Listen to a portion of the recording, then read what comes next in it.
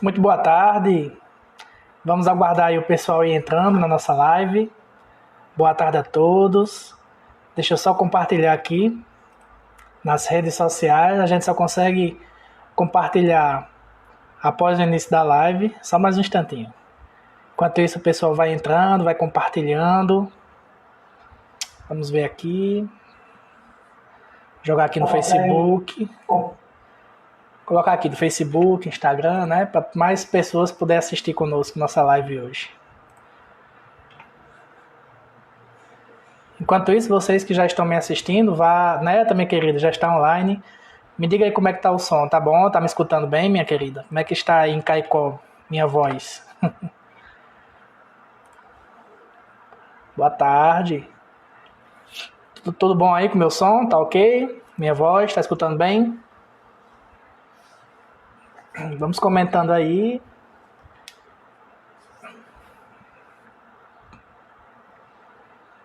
Mais 2 minutinhos a gente inicia.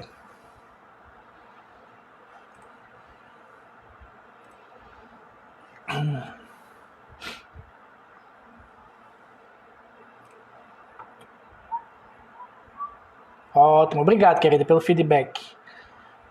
É importante a gente sempre testar o áudio. Já aconteceu de palestrantes falarem 10, 15 minutos e ninguém está escutando, até que alguém avisou. Mais um minutinho.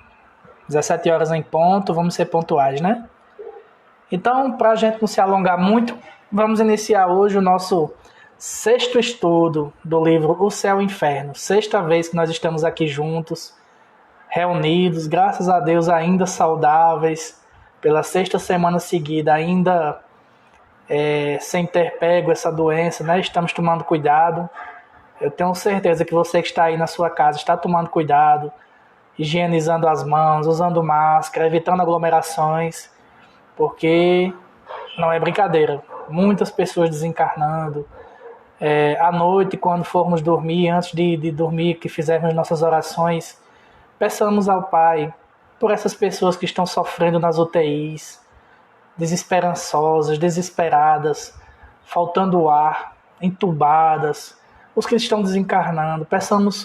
Roguemos ao Pai Celestial que essas pessoas encontrem alívio no momento do sofrimento, que os anjos que os acompanham, seus espíritos protetores, os auxiliem nesse momento de dor, nesse momento difícil, a família também, né? Então é muito importante nós pedirmos ao nosso Pai por eles, porque assim nós estaremos irradiando nossa luz, nossos pensamentos, nossas vibrações para os nossos irmãos que estão agora sofrendo com essa doença. Então, iniciando o nosso estudo de hoje, vamos dar prosseguimento ao capítulo 4 do livro O Céu e o Inferno, de Allan Kardec. O 4º livro da codificação, são 5 livros, né? Vamos elencá-los. Livro dos Espíritos, onde estão as 1019 questões que embasam todo o Espiritismo. A síntese do Espiritismo está no Livro dos Espíritos. Depois Kardec lança o Livro dos Médiuns, lança o Evangelho segundo o Espiritismo, lança o livro O Céu e o Inferno, que é o objeto do nosso estudo, e depois ele lança o livro A Gênese. Então, o livro O Céu e o Inferno, Allan Kardec trabalha a justiça divina segundo o Espiritismo. Então, a justiça divina, Deus, a partir desse livro, passa a ser soberanamente justo e bom, como diz um de seus atributos, né? E assim o Espiritismo concebe a sua justiça. Então, meus irmãos, não é uma palestra, não me deixem aqui sozinho, vão comentando aí, cada parágrafo que eu for lendo, eu emito a minha interpretação do estudo que eu fiz mais cedo, né? E agora eu compartilho essa minha interpretação com vocês. Mas se vocês discordarem de algo que eu falar, quiserem acrescentar a live, né? Aí nos seus perfis do Facebook, do Instagram. Tem uma quedinha aqui no sinal, vocês estão me ouvindo, né? Tá tudo ok? Sinal ok de internet? Beleza. Então, compartilhem a live para que mais pessoas possam assistir. E toda semana, às segundas-feiras, nós estaremos aqui, se Deus quiser, às 17 horas, para estudarmos essa belíssima obra onde a justiça divina passa a fazer sentido para a humanidade, falando redundantemente, passa a ser justa, né? Então hoje vamos dar continuidade ao capítulo 4, que Kardec chama de O Inferno. E nós estudamos semana passada os seus primeiros itens, vamos agora continuar. E nesse item que vamos começar hoje, Kardec trata dos limbos. O que seriam os limbos? O que é o limbo? Então Kardec traz aqui uma pequena definição e vamos iniciar a nossa leitura e a nossa interpretação. Item 8 do capítulo 4, os limbos. Kardec começa. A Igreja admite, é verdade, uma posição especial em certos casos particulares. As crianças mortas em tenra idade, não tendo feito nenhum mal, não podem ser condenadas ao fogo eterno. Por outro lado, não tendo feito nenhum bem, não tem nenhum direito à felicidade suprema. Olha só o problema que Kardec nos traz aqui. Então, o que eu interpretei desse iniciozinho desse item é o seguinte: a crença no céu e no inferno tinha um problema. Isso aí é irrevogável. Existia esse problema, as crianças, né? Como não fizeram mal, as crianças que desencarnam, que falecem em tenra idade, crianças com 2, 1, 3, 4, 5 anos, né? Até mais um pouquinho de idade. As crianças que desencarnam cedo, como não fizeram nenhum mal, não mereciam o inferno. E como não fizeram bem, não tiveram tempo de se exprimir como pessoas, se expressar como pessoas, dentro do bem e do mal, né? Não mereciam, como não fizeram bem, não mereciam o céu. E agora? Boa tarde, Guerreira da Luz. Muito obrigado por estar aqui mais uma vez, Clarinha, minha querida. Boa tarde, seja bem-vinda. Vamos comentando. Então, se as crianças desencarnam em tenra idade, pequenininhas e sequer sabem o que é o bem e o mal ainda, se elas não praticaram o bem nem o mal, para onde elas deverão ir, suas almas? Então surge a figura do limbo, e Kardec diz: ficam então, diz ela, a Igreja, no limbo. Situação mista que jamais foi definida, na qual, não sofrendo, também não gozam da perfeita felicidade.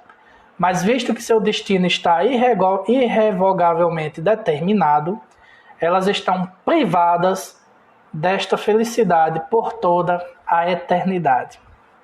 Então Kardec continua nos apresentando esse problema que existia em relação à crença do céu e do inferno, as crianças, né? Então, como diz meu querido Uyama, meu querido amigo Uyama Lopes, palestrante, esse malabarismo teológico do limbo nunca foi definido. Os teólogos nunca chegaram assim: o limbo é isso, acontece isso, as crianças que estão lá vivem assim, em espírito. Não. Eles apenas disseram que ele existe. É o que Kardec diz aqui. E como na Igreja não há a crença na reencarnação, isso aí a Igreja nunca admitiu, as crianças do limbo ficariam para sempre lá, eternamente. E aí vem a questão, né? A pergunta: isso não seria uma espécie de inferno? Esse limbo? Uma criança, a alma de uma criança que não praticou bem nem o mal, está lá, não é céu nem é inferno, é um estágio intermediário, um limbo, né? Das crianças. Elas ficariam eternamente lá, não seria um suplício? Vamos ver o que Kardec diz, continuando. Kardec: essa privação, embora não tenha dependido delas, que fosse de outra maneira, equivale a um suplício eterno imerecido. O que eu acabei de falar, né? Acontece o mesmo com os selvagens, que, não tendo recebido a graça do batismo e as luzes da religião, pecam por ignorância, abandonando-se aos instintos naturais. Não podem ter nem a culpa nem os méritos dos que puderam trabalhar com conhecimento de causa para seu avanço. Boa tarde, Inaís, minha querida de São Vicente, seja bem-vinda. Então, Kardec traz um outro problema, os selvagens, né? O que eu interpretei desse pequeno trecho aqui. Ao contrário das crianças, isso aqui já sou eu, no Facebook estava sem som. Vocês estão me ouvindo bem aí? Está todo mundo me escutando? Deixa eu ver aqui. Agora a Inaíse falou isso, deixa eu verificar aqui no Facebook. Na verdade a live é pelo Facebook, né? Vamos ver aqui. Só um minutinho. Inaíse Cruz comentou seu vídeo. Não, tá com som, minha querida. Estão me ouvindo bem aí? Eu acredito que foi alguma coisa no seu celular. Mas vamos lá, continuando. Então, Kardec traz um novo problema, né? Os selvagens, os índios, as tribos selvagens, né? Para onde eles vão? Para o céu ou para o inferno? Limbo também, né? Então, ao contrário das crianças, os selvagens pecam. É uma pequena diferença, né? Na verdade, uma grande diferença. As crianças vão para o limbo porque não pecam, não fazem o mal, não fazem o bem, então elas estão lá. Mas os selvagens, eles pecam, eles cometem erros, já depois de... Tá normal, alguém comentou aqui para mim, obrigado. Então, os selvagens pecam. Mas como não foram doutrinados... Obrigado, Clarinha, aqui tá normal, valeu. Como eles não foram doutrinados e convertidos, o pecado que eles cometem é nulo. Isso aqui é minha interpretação. O pecado que eles cometem é nulo, concordam? Assim como o bem que fazem. Ou seja, vão para o limbo. Né? Os índios, os selvagens, já que eles não são cristãos, né, convertidos, doutrinados, eles estariam também indo para o limbo após o desencarne, né, seus espíritos. Então acreditar nisso, aqui é também minha interpretação, acreditar nisso é duvidar da justiça divina, porque ele estaria escolhendo alguns espíritos em detrimento de outros, concordam? Afinal de contas, como existe a providência divina, então a providência, a vontade divina deixou que o cristianismo, as luzes da religião, chegasse a alguns habitantes da terra e a outros não. Os selvagens não têm direito a ser doutrinados e, por consequência, merecer o céu. Concordam? Então essa é a minha interpretação. Bem-vindo, Zeca, meu amigo de cruzeta. Quando eu vejo o Zeca assim, eu só lembro do espetinho de frango com bacon, que para mim não existe outro melhor no planeta Terra do que o espetinho lá, que meu amigo Zeca assa lá. Então Kardec continua. A simples lógica repele semelhante doutrina em nome da justiça de Deus. Aquilo que eu acabei de comentar, né? A justiça de Deus está toda... Gente, isso aqui é Kardec, olha só o que ele afirma aqui. A justiça de Deus está toda nessa expressão de Cristo. A cada um segundo suas obras. Mas é preciso entender que se refere às obras boas ou más que se realizam livremente, voluntariamente. As únicas em cuja responsabilidade se incorre, o que não é o caso da criança, nem do selvagem, nem daquele do qual não dependeu ser esclarecido. Ou seja, o que eu interpretei, Jesus em momento algum diz, a cada um segundo suas obras, exceto as crianças e selvagens. Não, Jesus não delimita nenhum povo, nenhum grupo de pessoas, ele diz a cada um segundo suas obras. Todos os habitantes do planeta, sejam eles selvagens, sejam eles crianças, que nós espíritas que somos reencarnacionistas, quando vemos uma criança, nós estamos vendo um corpo jovem, mas ali pode ter um espírito muito antigo, um espírito com muitos débitos na consciência, ou um espírito com muita sabedoria, com muita luz. Então, a idade daquele corpo é realmente pequena, mas o do espírito, ninguém sabe, só Deus. Então, a cada um segundo suas obras. E Kardec afirma aqui que o Cristo coloca toda a justiça de Deus nessa afirmação. E, de fato, tudo se resume a isso. Então, o limbo era só isso, né? Espero que tenha ficado claro. Quem quiser comentar mais alguma coisa, e minha amiga Clarinha bota aqui, lei de causa e efeito, perfeito. A lei de causa e efeito traz, como nós estudamos na doutrina, de outras vidas, de outras existências pregressas, passadas, nós trazemos para essa existência atual todas as consequências de nossos atos passados. E essas consequências podem ser boas ou más. Afinal de contas, tudo que nós fazemos, tudo que nós plantamos, nós colheremos no futuro. Inexoravelmente. Não tem como fugir disso. Não tem como fugir da própria consciência, que é onde estão gravadas as leis divinas, e isso nós também aprendemos no Espiritismo. Então, começando agora o segundo item, quadro do inferno pagão. E Kardec fez questão de, nesse capítulo do livro O Céu e o Inferno, trazer a comparação entre o que era o inferno estudado e proclamado pelos pagãos, antes do surgimento das grandes religiões, e o inferno descrito pelo cristianismo. Então ele sempre traz a comparação. E aqui ele traz um exemplo prático da literatura pagã, onde Fenelon, que era um poeta, né, vai descrever através de um personagem chamado Telêmaco o que seria um inferno pagão. Então Kardec começa aqui esse item. Só conhecemos o inferno pagão pela narrativa dos poetas, Homero e Virgílio. Fizeram dele a mais completa descrição, mas é preciso levar em conta os limites que a poesia impõe à forma. Kardec, né? A de Fenelon, ou Fenelon, não sei como pronuncia, eu vou chamar de Fenelon. Em seu Telêmaco, que é um poema, né? Telêmaco é o personagem também, embora extraída da mesma fonte quanto as crenças fundamentais, é um poema pagão, tem a simplicidade mais precisa da prosa. Por isso que Kardec traz esse exemplo, porque é mais simples para a gente entender. Isso aqui é o que eu analisei. Dentre tantas descrições do inferno na literatura pagã, Kardec escolhe a de Fenelon, intitulada Telêmaco, para apresentar o inferno pagão. E Kardec diz, descrevendo o aspecto lúgubre dos lugares, ressalta, acima de tudo, o gênero de sofrimentos infligidos aos culpados, e se estende muito sobre o destino dos maus reis, tendo em vista a instrução de seu real aluno. Por mais popular que seja sua obra, talvez muitas pessoas não se lembrem dela, ou não tenham refletido o suficiente sobre ela para estabelecer uma comparação.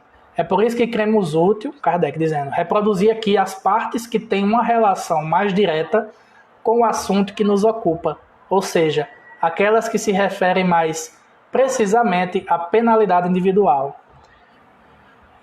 Gente, é um texto muito longo, então eu fiz um resumo do resumo, né? Eu não vou ler todo o texto, porque a gente ficaria em uma live muito comprida aqui, um estudo muito comprido. Então eu fiz um pequeno resumo do que Kardec nos traz aqui nesse item a respeito da descrição do inferno pagão. Então, cadê? Kardec traz para esse capítulo o início da descrição, que é mais ou menos assim. Isso aqui já é Fenelon escrevendo, né? Ao entrar, Telêmaco ouve... Isso aqui é a descrição do inferno pagão, prestem muita atenção.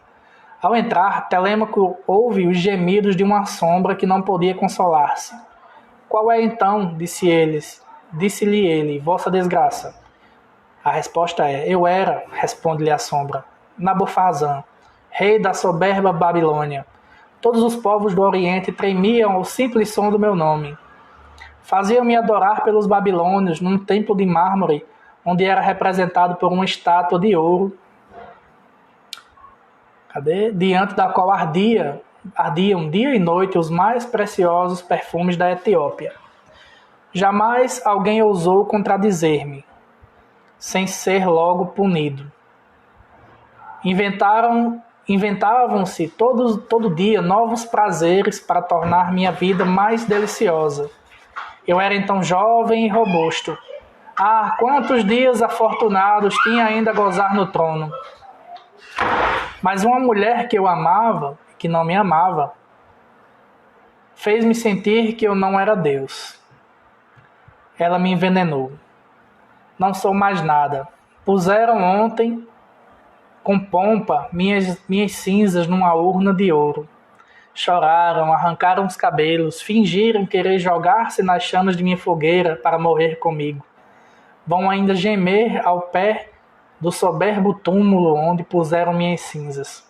Mas ninguém me lamenta, minha memória é odiada, mesmo na minha família, e aqui embaixo já estou sofrendo horríveis tratamentos. Então, como Kardec antecipou, a literatura pagã trata de suplícios individuais, né?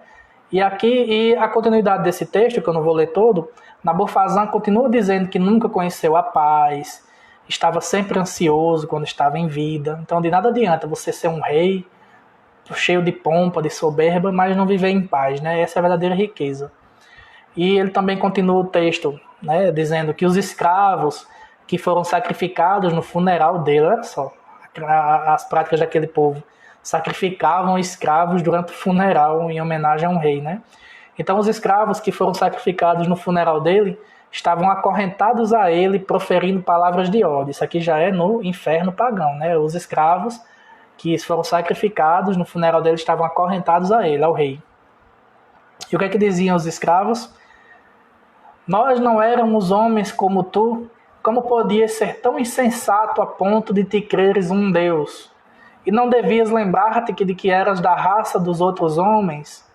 Outra, para insultá-lo, dizia: tinhas razão de não querer que te tomassem por um homem, pois eras um monstro sem humanidade. Uma outra dizia-lhe: pois bem, onde estão agora os teus adoradores? Não tens mais nada para dar, desgraçado. Não podes fazer mais nenhum mal. És agora escravo dos teus próprios escravos. Os deuses são lentos para fazer justiça, mas enfim a fazem. Então isso sim era um suplício, você viver eternamente, para sempre, com essas sombras, essas pessoas que foram mortas em seu nome, lhe atarzanando o tempo todo. Esse é o inferno pagão, né? E Fenelon continua, né? Isso tudo está no livro, no capítulo 4, mas eu não vou ler todo, porque senão ficaria muito extenso. E Fenelon continua fazendo uma breve descrição do Tártaro. A gente aprendeu na aula passada que o inferno pagão é dividido entre Tártaro e Campos Elíseos, né? Então o Tártaro é onde está realmente o fogo, né? E Fenelon faz uma descrição aqui que eu acho interessante. Ele logo percebe, bem perto dele, o negro Tártaro.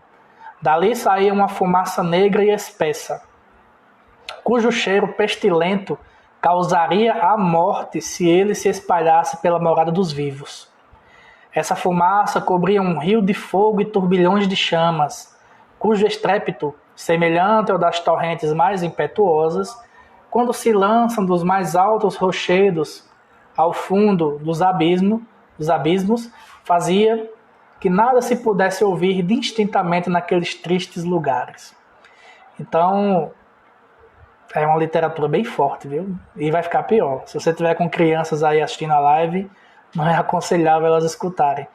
E Fenelon continua a descrição do inferno pagão nessa obra dele, dizendo que Telêmaco entra no Tártaro, isso aqui já é meu resumo, encontra homens que buscaram riquezas por meio de fraudes, traições e crueldades. Olha só quem está lá no inferno dos pagãos. Homens que buscaram riquezas por meio de fraudes, traições e crueldades. E continua o texto dizendo que Telêmaco encontrou religiosos que usaram a fé para enganar os homens crédulos e satisfazerem sua ambição. Que coincidência, né? Na Grécia, né, nessa época aqui, já existia esse povo, já existia esse pessoal. E até hoje eles ainda se fazem presentes entre nós, né? Religiosos que usaram a fé, isso aqui é Fenelon dizendo na obra dele. Religiosos que usaram a fé para enganar os homens crédulos e satisfazerem sua ambição. Então Fenelon agora, nessa obra, relata o sofrimento dos maus reis. E a gente pode fazer uma pequena comparação desses maus comportamentos destes reis que os levaram a esse inferno, né, dos pagãos, com os governantes do mundo atual. Vamos fazer um paralelo? Vamos lá, olha só o que Fenelon diz aqui. Enfim, Telêmaco avistou os reis que eram condenados por terem abusado de seu poder. De um lado, a fúria vingadora apresentava-lhes entre os políticos nesse grupo. Esse paralelo. Não todos os políticos, né, claro? E é importante a gente sempre fazer essa distinção. Porque existem políticos muito bons. Existem homens, mulheres que governam com justiça, de acordo com sua capacidade, né, de espírito imperfeito, né? Bons governantes que pensam no bem comum, né? Não são todos os políticos. Não podemos generalizar. Mas aqui ele determina como os condenados aqueles que, aí ele diz quais foram os erros deles, né? Que infelizmente se repetem até os dias de hoje. De um lado, uma fúria vingadora apresentava-lhes um espelho que lhes mostrava toda a deformidade de seus vícios. Ali eles viam e não podiam deixar de ver sua vaidade grosseira e ávida das mais ridículas lisonjas. Sua dureza para com os homens, cuja felicidade deveriam ter assegurado, sua insensibilidade para com a virtude, seu temor de ouvir a verdade, os corruptos. Muito bem. Entre esse grupo aqui, os corruptos, né? Mas aqui, Fenelon nos dá outras prerrogativas dos maus reis para estarem no inferno, né? Seu temor de ouvir a verdade, olha só o que ele está dizendo aqui. Sua inclinação para os homens covardes e aduladores, sua falta de aplicação, sua moleza, sua indolência, sua desconfiança descabida, seu fausto e excessiva magnificência baseada na ruína dos povos, sua ambição de comprar um pouco de glória vã com o sangue de seus cidadãos, enfim, sua crueldade, que procura cada dia novas delícias em meio às lágrimas e ao desespero de tantos infelizes. Eles viam-se sem cessar nesse espelho.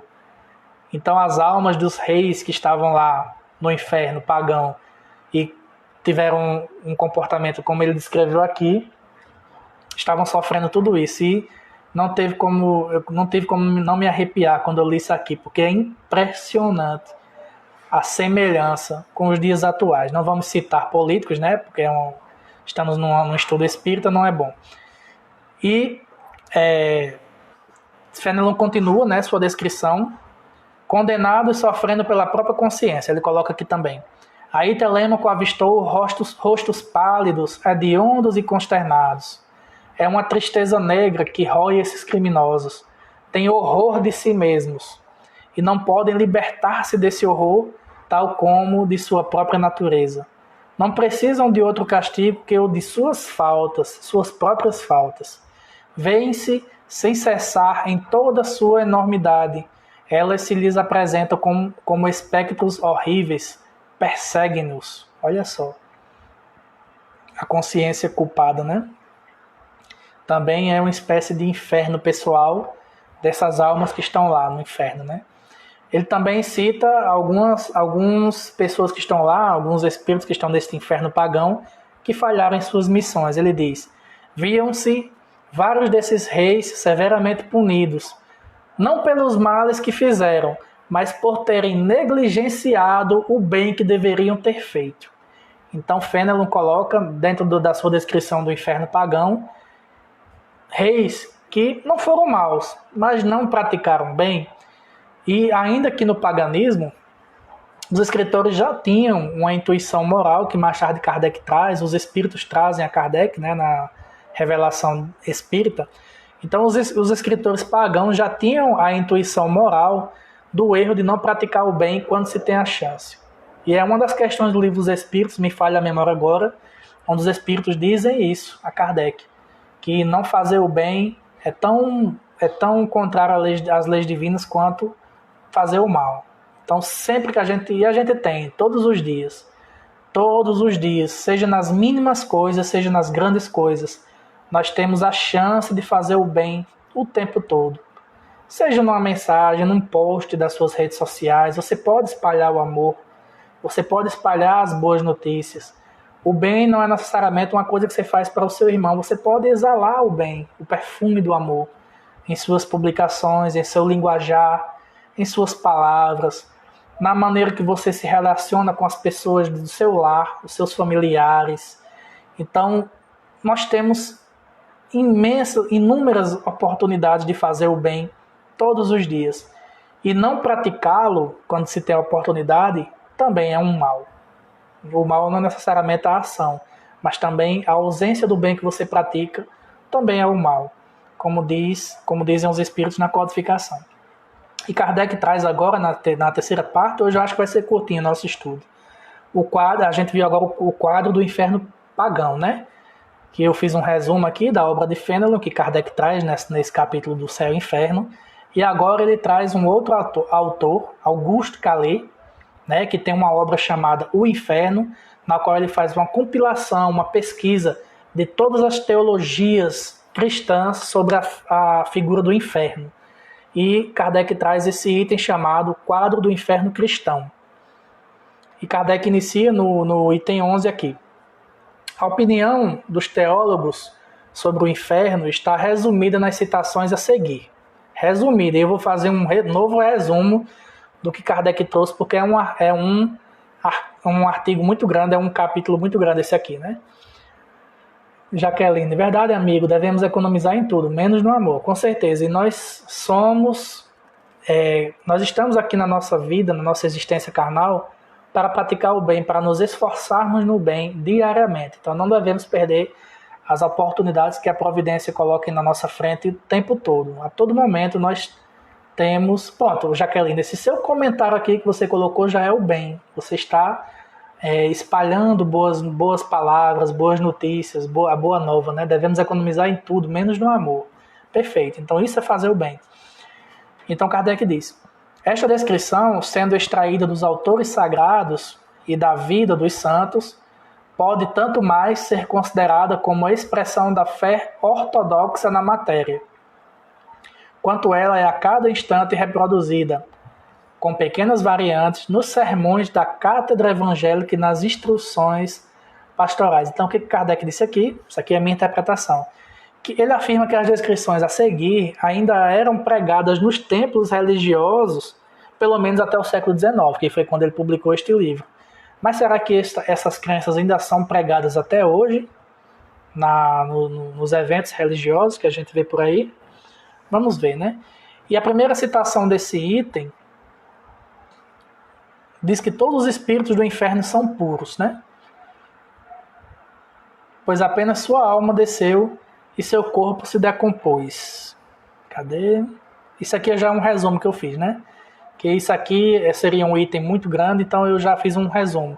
Ele fala que todos os espíritos são puros, isso aqui já é Auguste Calais, né?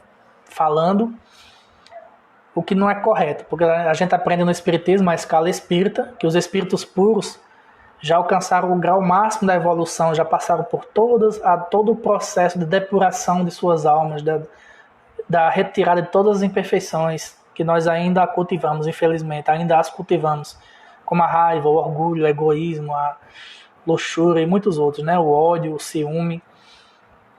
E Calais continua dizendo que todos devem ressuscitar no último dia, né? O estudo que Calais traz. E retomar para não mais deixar um corpo carnal. O mesmo corpo que usaram quando estiveram entre os vivos. E isso aqui, gente, eu tenho uma palestra que eu publiquei há poucos dias aqui na página, Reencarnação e Ressurreição, que a gente entende mais ou menos o que é a diferença e como o Espiritismo interpreta isso. Então, a lei divina é uma só, imutável. Deus não derroga suas leis para nos provar algo, para provar seus filhos imperfeitos, que ele tem o soberano poder. Então ele não derroga suas leis. E a biologia, que faz parte da lei natural, afirma que um corpo que já está em decomposição, que já se decompôs, não pode mais voltar à vida. E a gente daria uma outra palestra, então vamos nos aprofundar quanto à ressurreição, né? Que nós espíritas, estudamos e cremos que Jesus reapareceu ao final do terceiro dia após a crucificação em corpo espiritual. Então é um estudo muito profundo, que merece uma outra palestra, mas não vamos nos aprofundar. E Calais continua no artigo dele, que Kardec traz na íntegra aqui no capítulo, que os eleitos ressuscitarão em corpo radioso, enquanto os condenados voltarão em corpo maculado e deformado pelo pecado. Né? Também está na leitura. Se vocês quiserem depois baixar esse capítulo na Kardecpedia ou no aplicativo IPEAC, que é o que eu costumo usar, está lá toda a descrição que Auguste Calais traz do inferno cristão, e ele já começa dizendo isso, a respeito da ressurreição dos mortos. Né? E Calais continua. Isso aqui eu fiz questão de trazer na íntegra. Onde está situado o inferno? Alguns doutores colocaram-no nas entranhas mesmas da nossa Terra. Outros em não sei qual planeta. Mas a questão não foi decidida por nenhum concílio. Está-se, portanto, sobre este ponto, reduzido às conjecturas. A única coisa que se afirma é que o inferno, seja qual for o lugar em que ele estiver situado, é um mundo composto de elementos materiais. Mais um mundo sem sol, sem lua, sem estrelas, mais triste, mais inóspito, mais desprovido de todo o germe, de toda aparência de bem, do que as partes mais inabitáveis deste mundo onde pecamos. Então a gente aprende no Espiritismo que espírito é uma coisa, matéria é outra, né? Elementos gerais do universo. Iníciozinho do livro dos Espíritos. O Espiritismo nos ensina que são 3 os elementos gerais de todo o universo, ou seja, tudo o que há no universo ou é espírito, ou é matéria, ou é Deus. Um dos 3. Então Deus é imaterial. E existem os espíritos e existe a matéria. Esses são os 3 elementos gerais do universo. Tudo que existe no universo é uma dessas 3 coisas. Aí nos vem a questão: como poderia uma humanidade composta apenas por espíritos desencarnados habitar um ambiente material? Temos aqui um problema, né, nessa descrição. Pois aqui, Augusto Calais nos diz que o inferno é composto de elementos materiais, segundo a teologia que ele pesquisou, né? E ele continua: os teólogos circunspectos não se arriscam a pintar, à maneira dos egípcios, dos hindus e dos gregos, todos os horrores dessa morada. Eles se limitam a mostrar-nos dela, como uma amostra, o pouco que a Escritura desvela, a lagoa de fogo e de enxofre do Apocalipse, e os vermes de Isaías, esses vermes eternamente pululando, eternamente. Vejam que essa palavra sempre está aparecendo aqui, né? Eternamente pululando sobre as carcaças do Tófel, e os demônios atormentando os homens que perderam, e os homens chorando e rangendo os dentes, segundo a expressão dos evangelistas. Né? Kardec diz aqui... Oi, Kardec, diga aí, Clarinha, você sendo Kardec, olha só, misturando as coisas. E Clarinha, minha querida, diz aqui: na própria oração do credo, relata que Jesus desceu ao inferno, né? Na versão atual chama Mansão dos Mortos, e ressuscitou ao 3º dia. Muito bem, isso aqui a gente estudou na aula passada, né? A questão de que Jesus desceu a Mansão dos Mortos para resgatar os eleitos, e a gente sabe que não existem eleitos, né? Afinal de contas, ele mesmo nos diz no Evangelho que nenhuma ovelha do rebanho de meu pai se perderá, nenhuma. Então ele não dá nenhuma exceção, né? E Calais continua falando de uma lagoa de enxofre, né? Isso aqui eu estou resumindo o capítulo. Uma lagoa de enxofre, de vermes e serpentes, verdadeiros encarniçando-se sobre todas as partes dos corpos dos condenados e juntando suas mordidas às do fogo. Ele pretende, segundo um versículo de São Marcos, que esse fogo estranho, embora material como o nosso, e agindo sobre corpos materiais, conservá-los-á como o sal conserva a carne das vítimas. Mas os condenados eternos, vítimas sempre sacrificadas e sempre vivas, sentirão a dor desse fogo que queima sem destruir. Olha só esse relato. Ele penetrará sobre sua pele. Eles ficarão embebidos dele e saturados em todos os membros, e na medula dos seus ossos, e na pupila dos seus olhos, e nas fibras mais recônditas e mais sensíveis de seu ser. A cratera de um vulcão, se pudessem nela mergulhar, seria para eles um lugar de refrigério e de repouso. Gente, olha só essa descrição que Calais traz sobre o inferno cristão, né? Que muitos teólogos já haviam publicado suas obras afirmando que ele seria assim. Será que isso ainda é pregado até hoje? Ainda é dito nos templos? Né? E Calais continua, aqui eu vou resumir, Calais continua descrevendo o inferno com grandes cidades, reproduções de Roma, da Babilônia, com habitantes acorrentados, religiosos reunidos com cortesãos em salas de festins, e urrando em seus assentos, dos quais não se podiam mais arrancar, e levando aos lábios para matar a sede, taças de onde saíam chamas, criados de joelhos, dentro de cloacas ferventes, de braços estendidos, e príncipes de cuja mão escorria sobre eles uma lava devorante, ouro fundido. E é uma descrição muito pesada, esse capítulo, essa descrição de Calais, do que seria o inferno cristão. E ele continua também falando de planícies sem limites, né? Traz as penas eternas nesse trecho. Muito bem, minha querida. É que eu fiz um resumo, né? Mas a questão das penas eternas, Kardec vai trabalhar nos próximos capítulos, então eu estou guardando tudo para lá. E Calais também fala de planícies sem limites, habitadas por camponeses esfomeados que plantavam e nada nascia, e que depois se devoravam, e ao desistir sumiam no horizonte e eram substituídos por mais camponeses condenados às penas eternas. E sempre essa palavra aparecendo, né, Clarinha? Eternos, eternamente.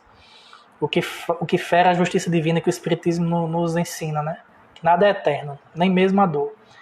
E Calais também relata um inferno de montanhas cheias de precipícios, florestas gementes, poços sem água, fontes alimentadas pelas lágrimas, riachos de sangue, turbilhões de neve em desertos de gelo, barcas de desesperados vogando sobre mares sem praias, e continua essa descrição, que é muito pesada, muito forte.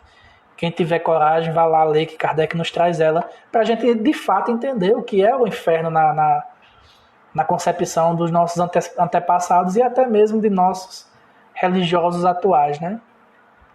E esse trecho aqui eu fiz questão de trazer porque Calais traz uma descrição lá embaixo, com efeito, demônios que, para melhor atormentar os homens em seus corpos, tomam corpos. Estes têm asas de morcego, chifres, couraças de escamas, patas com garras, dentes agudos, são-nos mostrados armados de gládios, de forcados, de pinças, de tenazes ardentes, de serras, de grelhas, de folhas, de clavas, e fazendo durante a eternidade, com carne humana, o ofício de cozinheiros e açougueiros, aqueles transformados em leões ou em víboras enormes, arrastando suas presas para cavernas solitárias. Alguns transformam-se em corvos, para arrancar os olhos a certos culpados, e outros em dragões voadores, para carregá-los nas costas e levá-los apavorados, sangrando, gritando, através dos espaços tenebrosos, e depois deixá-los cair de novo na lagoa de enxofre. Aqui nuvens de gafanhotos, escorpiões gigantescos, cuja visão dá arrepios, cujo odor dá náuseas, cujo mínimo toque dá convulsões. Lá, monstros policéfalos, né, de muitas cabeças, abrindo de todos os lados goelas vorazes, sacudindo sobre as cabeças disformes crinas de víboras, triturando os reprovados entre as mandíbulas sangrentas e vomitando-os todos moídos, mas vivos, porque são imortais. Gente, não vou ler mais não. Depois desse estudo aqui, eu vou tomar um passe ali, porque eu vou estar carregado só de fazer essa leitura aqui. Gente, é uma coisa horrenda, horripilante, essa descrição do inferno.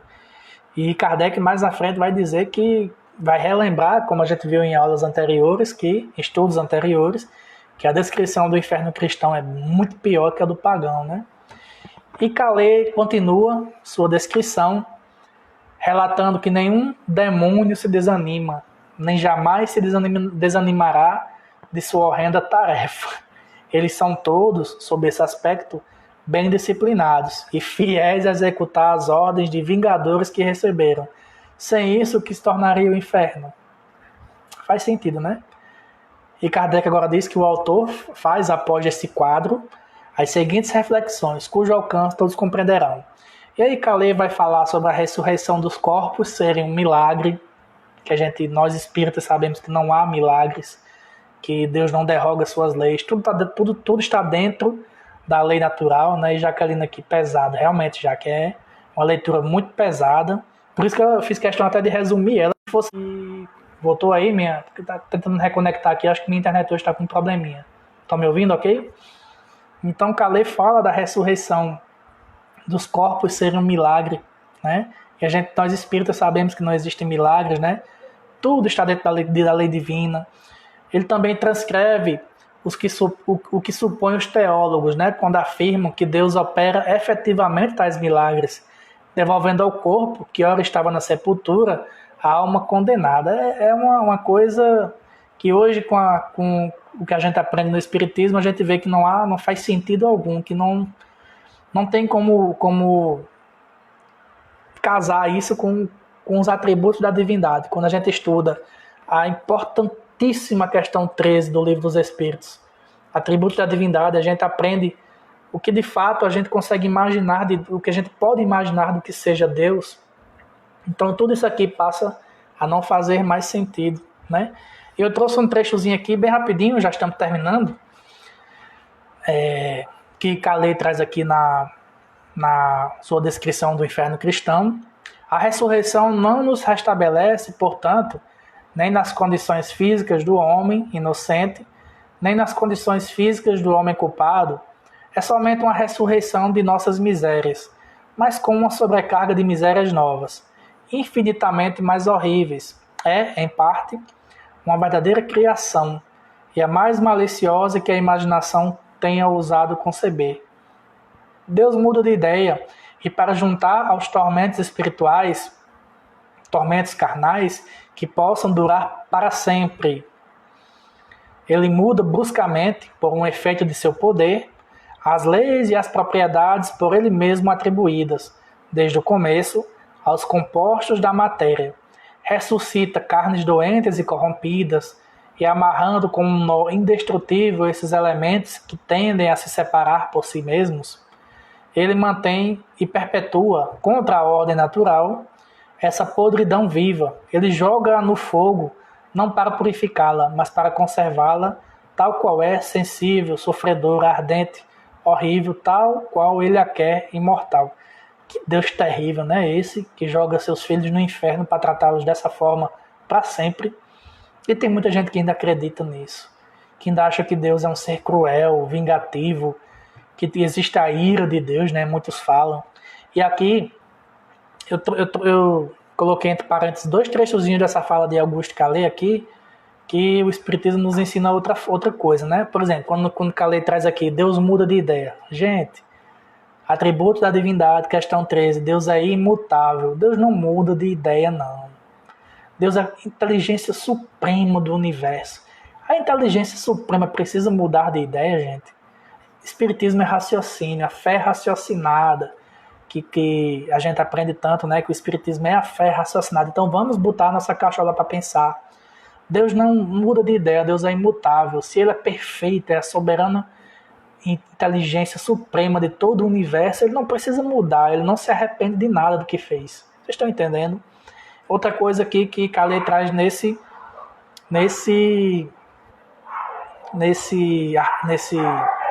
é que os cachorros aqui atacando alguém aqui na rua e me tirou minha concentração. Nesse parágrafo ele muda, isso aqui tá escrito aqui nisso que a gente acabou de ler, né? Ele muda bruscamente as leis e propriedades por ele mesmo atribuídas. Tá aqui escrito. A gente viu agora há pouco, né, aqui no nosso comentário, que Deus não muda nada, Deus é imutável, né? Também é atributo da divindade, Deus é imutável. Como ele não muda de ideia, ele também não muda suas leis. Ele não derroga, não muda suas leis para nos provar algo, para nos ensinar algo. Está tudo dentro da perfeita harmonia da lei natural. O próprio Jesus, quando faz os milagres, né, dentro do chamado de milagres, e esse capítulo é muito interessante, do livro A Gênese, os milagres de Jesus, Kardec nos traz uma nova visão de tudo que Jesus fez dentro das leis divinas, da lei natural. Não há nada de sobrenatural, não existe o sobrenatural. Deus é perfeito, então está tudo dentro de sua lei, ele não muda nada. A lei de Deus é imutável. E agora vamos ver, para a gente finalizar, os comentários de Kardec sobre tudo isso que a gente leu até agora. E Kardec diz, no item 14, dissemos com razão que o inferno dos cristãos exagera o dos pagãos. E a gente viu aqui que o dos cristãos é bem pior, né?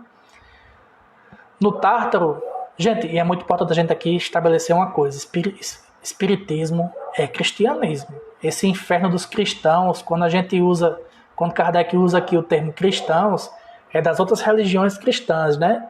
Que acreditam no inferno, mas o espiritismo não acredita em inferno. A gente está estudando isso aqui nesse capítulo, né? A gente estudou no capítulo passado o céu e agora estamos vendo aqui no capítulo o inferno. O espiritismo também é cristão, nós somos cristãos, é cristianismo, e para nós ainda é mais ainda, é o cristianismo primitivo, redivivo. Nós estamos trazendo novamente para a Terra o verdadeiro cristianismo. Então, esse inferno dos cristãos aqui é os cristãos não espíritos, né? Nós somos espíritas cristãos, é diferente. Kardec, eu estou confundindo hoje demais. E Jaqueline diz aqui, Deus não é vingador, é amor e justo. Perfeito. Clarinha disse aqui, argumentos que não se sustentam hoje. Clarinha, mas ainda se sustentam, acredito. É isso que a gente está vendo aqui. Ainda tem gente hoje, no século XXI, 2020, que acredita que Deus é esse ser terrível aqui, que o inferno existe.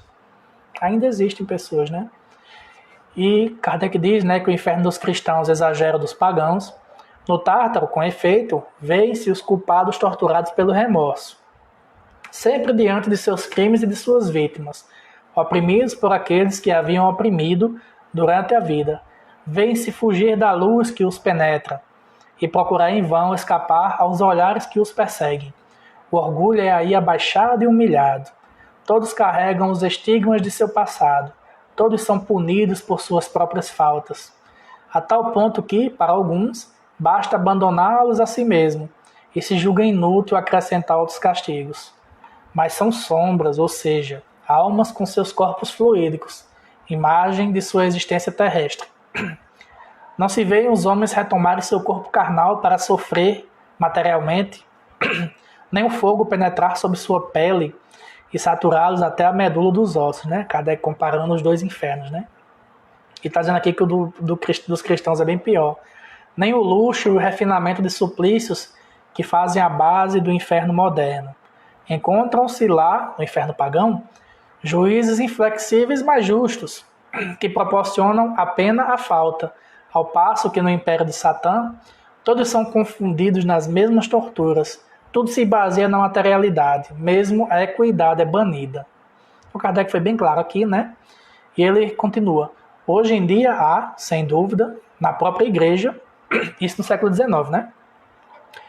Muitos homens sensatos que não admitem essas coisas ao pé da letra e veem nelas apenas alegorias, cujo sentido é preciso aprender.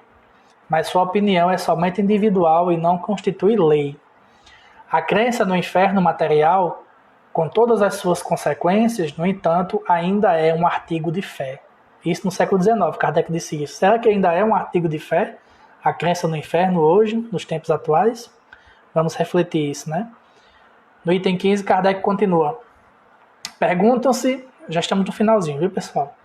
Perguntam-se como homens puderam ver essas coisas no êxtase, se elas não existem. Não é aqui o lugar de explicar a fonte das imagens fantásticas que se produzem às vezes com as aparências da realidade. Diremos somente que é preciso ver nisso uma prova do princípio de que o êxtase é a menos segura de todas as revelações, porque nesse estado de sobreexcitação não é sempre efeito de um desprendimento da alma, tão completo quanto se poderia crer, e encontra-se aí, com muita frequência, o reflexo das preocupações da véspera. Então Kardec supõe que a criação dessa alegoria, de que os homens chamam de inferno, veio de visões em estado de êxtase, né? Mas cita a insegurança das revelações nesse estado. De onde Kardec tira essa afirmação? Questão 443 do Livro dos Espíritos, quando ele pergunta: como o estático, né, a pessoa em êxtase, supõe ver coisas que evidentemente são produto de uma imaginação que as crenças e prejuízos terrestres impressionaram, não será justo concluir-se que nem tudo que ele vê é real? E a resposta é, dos espíritos: o que o estático vê é real para ele. Mas como seu espírito se conserva sempre sob a influência das ideias terrenas, pode acontecer que veja a seu modo, ou melhor, que exprima o que vê numa linguagem moldada pelos preconceitos e ideias de que se acha imbuído, ou então pelos vossos preconceitos e ideias, a fim de ser mais bem compreendido. Nesse sentido, principalmente, é que lhe sucede errar. Então essa crença do inferno pode ter surgido de estados de êxtase, mas os espíritos dizem aqui a Kardec que muitas vezes as ideias que vêm no estado de êxtase vamos chamar assim estão contaminadas a vivência material que nós estamos dentro, né, encarnados. Essas ideias, esses preconceitos, essas coisas, tudo vem dessa nossa imaginação. Kardec continua, já estamos terminando. As ideias das quais o espírito é nutrido e das quais é o cérebro, ou melhor, o envoltório perispiritual correspondente ao cérebro, conservou a impressão, reproduzem-se amplificadas como numa miragem, sob formas vaporosas que se cruzam e se confundem e compõem conjuntos bizarros. Os estáticos de todos os cultos sempre viram, de todos os cultos, sempre viram coisas em relação com a fé de que estavam penetrados. Olha só isso aqui. Não é então surpreendente que aqueles que, como Santa Teresa de Ávila, estão fortemente imbuídos das ideias do inferno, tais como as apresentam as descrições verbais ou escritas, e os quadros tenham visões que não são, propriamente falando, senão a reprodução daquelas, e produzam o efeito de um pesadelo. Um pagão cheio de fé teria visto o Tártaro e as Fúrias, como teria visto o Olimpo, Júpiter empunhando o raio, né? E eu separei aqui desse trecho, esse trechozinho aqui, desse parágrafo, esse trechozinho. Os estáticos de todos os cultos sempre viram coisas em relação com a fé de que estavam penetrados. Ora, os pajés, os xamãs, muitas vezes naquelas cerimônias que eles faziam antigamente, aquele médium, aquele espírito estava em estado de êxtase. O que é que um pajé ia ver? O que é que Kardec diz aqui? Viram coisas em relação com a fé de que estavam penetrados. Eles vão ver deuses vestidos de índios, representados em pedras, o sol, as coisas da religião deles, né? Os xamãs, né? Eles imaginam o mundo espiritual como aquilo que os rodeiam aqui enquanto encarnados. Então, por isso que o êxtase não é uma revelação tão segura como Kardec trabalha aqui e os espíritos o revelam. Então, meus irmãos, assim acaba o capítulo 4, o inferno. Semana que vem, se Deus quiser, Ele nos permitir que estejamos aqui, vamos iniciar o estudo do que é o purgatório. Então vai ser bem interessante, segunda-feira.